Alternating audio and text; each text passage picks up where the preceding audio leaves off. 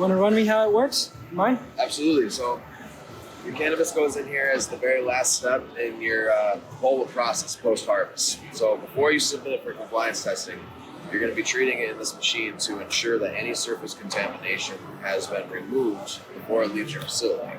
It's going to basically help make sure you're compliant for one, and two, extend your shelf life. Because I mean, if you don't do anything, we know that 3 days is how those plate tests are usually operated, right? That's the growth they measure. I mean, what happens after 30 days, 60 days, right? If you don't do anything to stop that, you're at risk of recall. Your product is not even really as quality for your customers as it could be, right? So we have an option for being cleaner.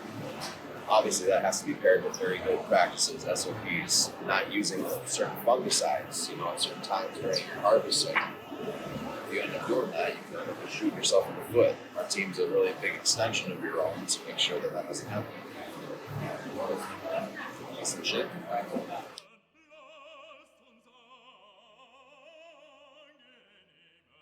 Take, and then what that's doing is it's pulling oxygen into the back side of the unit where it is going to do the converting of ozone into O3. When it does that, come around the front, there's those hoses. One is an intake, or one is an in hose, right? It's pushing air in, and one is pulling it out.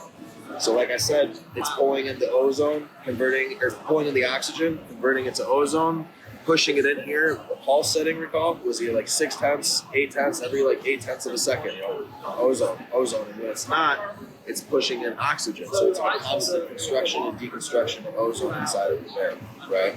And then the other fan is taking out the deconstructed ozone. It does the cycled loop. So where everything is coming in is going to be oxygen, and everything leaving is going to be oxygen. All the ozone is very well contained in the whole unit. That's conversion. And a cyclical thing.